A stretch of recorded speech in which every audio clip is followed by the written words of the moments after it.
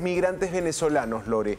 Se conocen nuevas voces en este debate. Sabemos que el gobierno de Dina Boluarte ha endurecido la política migratoria, exige pasaportes y visas a todos los venezolanos que quieran llegar al Perú y levantó las restricciones para menores de edad, para adultos mayores que podían ingresar al país con cédula de identidad venezolana.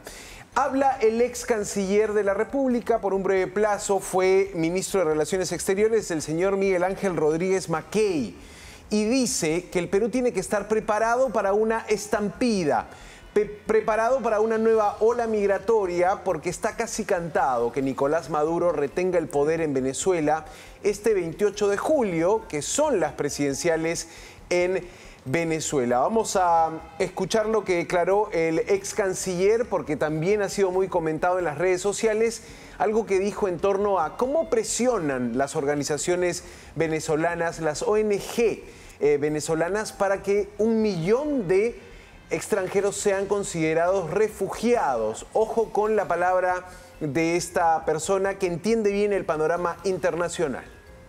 Hay que prepararnos para la estampida humana que va a surgir, de la posibilidad de que haya un ensanchamiento del número de venezolanos que van a seguir dejando el país. Era y es prácticamente decantado.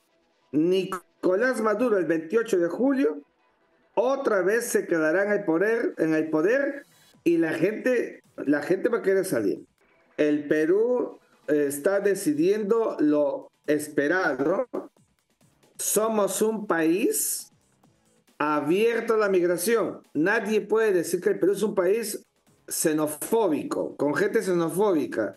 1.800.000 son los que han llegado hasta el país. O sea, es un montón de gente que la recibimos con el mayor amor del mundo, pero no solamente de amor viven los estados, sino del realismo político. Ajá, realismo político, dice Miguel Ángel Rodríguez Mackey, a la decisión del gobierno de exigir visas, pasaportes para los venezolanos que ingresen al país, Lore. Se abrió el debate porque en otro comentario dijo Rodríguez Mackey que hay mucha presión de organismos no gubernamentales que apoyan a los migrantes para que el Perú declare como refugiados a cerca de 1 millón de venezolanos. Hay un lobby, ¿no? Es lo que más o menos. Exacto. Esa fue un poco la declaración que ha dado vueltas en las redes sociales. Pero hablan también los líderes de la diáspora, de la comunidad de venezolanos que viven en nuestro país. Habla el señor Óscar Pérez, dirigente de la Unión Venezolana en el Perú. Y él apunta algunos detalles interesantes. Dicen, esta norma evita la reunificación de familias venezolanas. Aquellos que ya incluso tenían pasajes comprados para traer a sus hijos menores de edad, aquellos venezolanos que querían traer a sus hijos menores de edad, para que crezcan y vivan en el Perú. Dice además que el pasaporte en Venezuela cuesta más de $200. Vamos a escuchar esta declaración que dio este vocero de la comunidad venezolana en el Perú. Que se evalúen mantener algunas de estas flexibilidades. Muchos padres que ya residen en Perú se habían programado para reunificarse familiarmente con sus hijos e incluso tenemos casos en donde personas ya desde el año pasado habían adquirido los boletos aéreos de pasaporte que además en Venezuela cuesta $230 en un país donde un maestro gana $8 y un médico gana $35 al mes.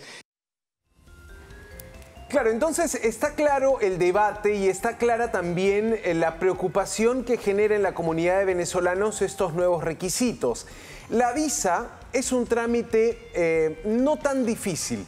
Lo difícil es el pasaporte, dice Óscar Pérez, porque cuesta $200, más de $200, y entendemos que incluso se paga mucho más en una suerte de mercado negro, ¿no? Para el venezolano promedio es muy difícil conseguir un pasaporte y lo que vas a tener en los próximos días es esta posible nueva ola migratoria y ante eso lo que ha querido hacer el gobierno peruano es protegerse, ¿no? Para este ex canciller está bien dada la norma, pero se abrió el debate allí, sobre todo por el caso de menores de edad que son traídos por sus padres venezolanos y que muchos ya han hecho el gasto de un pasaje aéreo. Claro, está el caso de los menores, está el caso de los adultos mayores, pero lo que entendería a partir de lo que mencionan los organismos de venezolanos aquí en nuestro país es que sí había una previsión de una nueva ola migratoria, porque hablan de personas con pasajes comprados para agosto, que mucha gente venía en agosto. ¿Y por qué en agosto? Y nuevamente recordamos el dato que nos dabas al iniciar el bloque. 28 de julio son las elecciones en Venezuela, donde se estima, se espera, se cae de Maduro, que Nicolás Maduro se mantenga en la presidencia en la que está desde el 2013, luego de la muerte de Hugo Chávez Frías. Entonces, en ese contexto es que mucha gente ha comprado pasaje para agosto para venir al Perú. No son personas que vienen a hacer turismo, son familias que vienen a unirse. A radicar son padres y nuevamente van a hacer los trámites para unas residencias, van a simplemente ingresar y luego ser parte de este grupo no contabilizado, no formalizado. O sea, al final del día se entiende que lo que ha hecho el Perú es protegerse de algo que parece que sí es real. Bueno, a partir de la norma emitida por Migraciones y que está en vigencia desde el martes, aquel venezolano que quiere ingresar al Perú tiene que tener, incluso antes del control migratorio, un control en la aerolínea, en el aeropuerto. La persona que recibe, que va a abordar y recibe, por ejemplo, las maletas, le tiene que pedir sus documentos y chequear que los documentos estén en regla. A partir de allí tienes un primer control. En Migraciones, en ya territorio peruano, tienes un segundo control. Vamos a ver cómo se aplica esto, sobre todo para el mes de agosto, donde se espera que llegue un buen número de venezolanos a nuestro país. También coincide con el receso en la escolaridad, en el año escolar venezolano. Muchos niños o menores de edad en edad escolar aprovechan para, a partir de esa pausa, viajar a reencontrarse con sus padres al Perú. Esa era un poco la idea, la figura que te planteaba el señor Oscar Pérez de la ONG Unión Venezolana en el Perú. Pero Lore, otra situación, ¿por qué el Perú es atractivo para un ciudadano venezolano? Los servicios de salud. La situación de la sanidad en Venezuela está muy complicada y el propio dirigente vocero de la comunidad venezolana decía, Perú te permite tener una red, por lo menos de atención médica, para algunas enfermedades difíciles, para algunas enfermedades raras, incluso para tratamientos oncológicos. Aquí accedes a ese tipo de servicios, no solamente en la ya deficiente, como sabemos, prestación pública de los servicios del Estado, hospitales como Minsa o de la Seguridad Social e Salud, sino también en el sector privado. Y ese servicio sanitario es algo que muchos ciudadanos venezolanos buscan en el Perú. Cuando un ciudadano venezolano tiene el carnet de extranjería, tiene también derecho a una atención en la sanidad pública. Y hay muchos migrantes que han adquirido ya atenciones a través del Seguro Integral de Salud, el Seguro Universal, el llamado SIS. Claro. Entonces, tienes por un lado la dificultad del pasaporte y por otro lado la dificultad de la atención sanitaria en Venezuela. Vamos a ver finalmente cómo se desarrolla esto los próximos días. Creo que el debate a la ciudadanía, al peruano de a pie, lo impacta más en el tema de la seguridad. Y en, ¿no?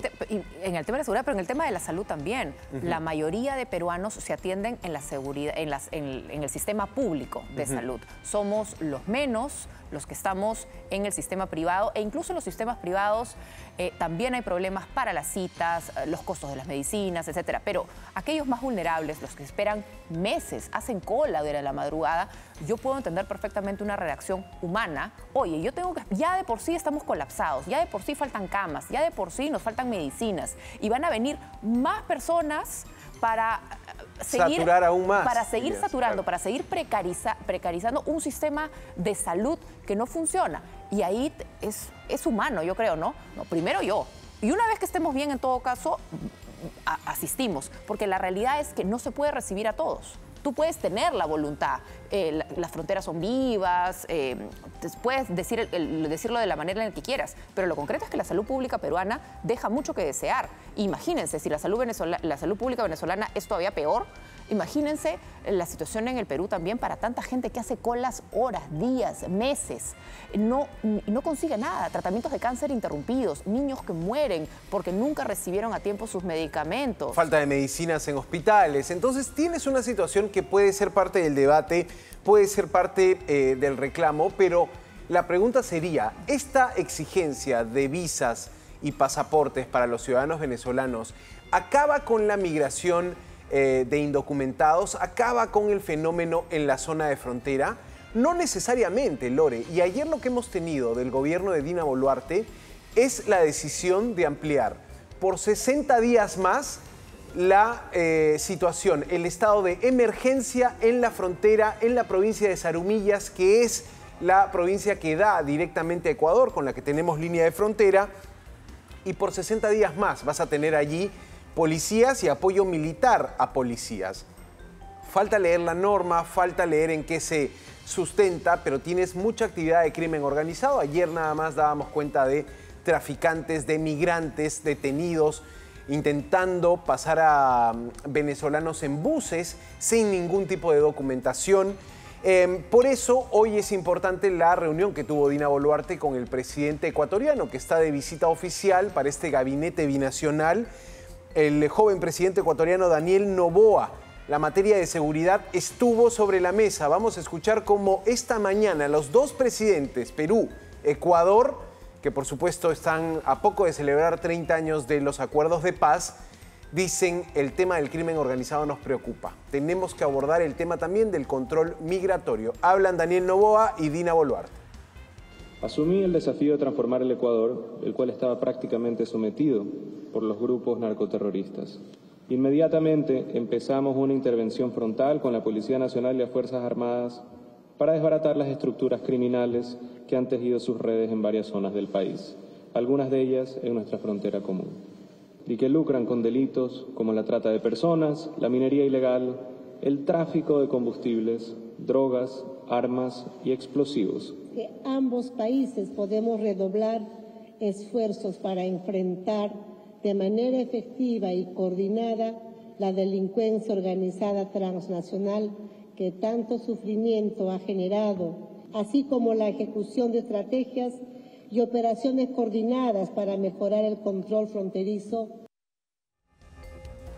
Bueno, ahí estaba la presidenta hablando de necesitamos ponernos de acuerdo, Perú y Ecuador, para tener a las policías y a las fuerzas militares coordinadas en operaciones conjuntas para combatir sobre todo el crimen organizado que viene de parte del narcotráfico en Ecuador. El tráfico de armas es enorme en la zona norte del país.